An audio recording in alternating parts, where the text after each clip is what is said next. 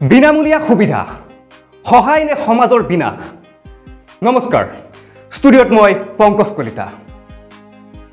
এই খবৰটো কেৱল এটা সংবাদ নহয়, ই এটা মনত পৰা কথা। বৰ্তমান সমাজখনৰ পৰিপ্ৰেক্ষিতত এটা চকুত পানী অনা বাস্তৱতা। আজি বহু ঘৰত বিনামূলীয়া সামগ্ৰী আহে, চাউল, ডাল, বিদ্যুৎ, পানী, কেতিয়াবা নতুন কাপোৰ, মোবাইল ফোন আৰু কেতিয়াবা টকা।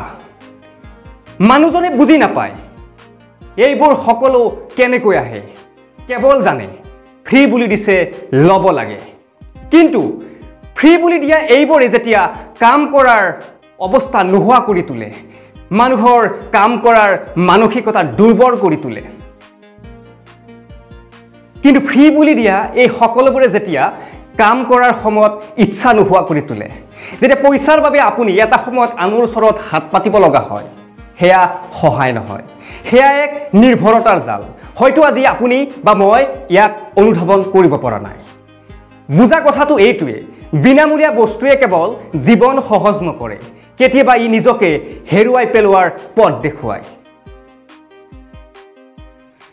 ভাৰতবৰ্ষ এখন গণতান্ত্ৰিক দেশ। প্ৰতি 5 বছৰৰ মূৰত চৰকাৰ সলনি হয়, চৰকাৰৰ হাততো উপায় নাথাকে। পূৰ্বৰ চৰকাৰে যদি কিছুমান আঁচনি হাতত লৈ আপোনাক বিনামূলীয়া সামগ্ৰী দিছে, বৰ্তমান চৰকাৰে তাতকৈ লোভনীয় সামগ্ৰী আপোনাক দেখুৱাব লাগিব। কাৰণ 5 বছৰৰ পিছত নহ'লে আপুনিয়ে সেই চৰকাৰখনক ভোট নিদিব।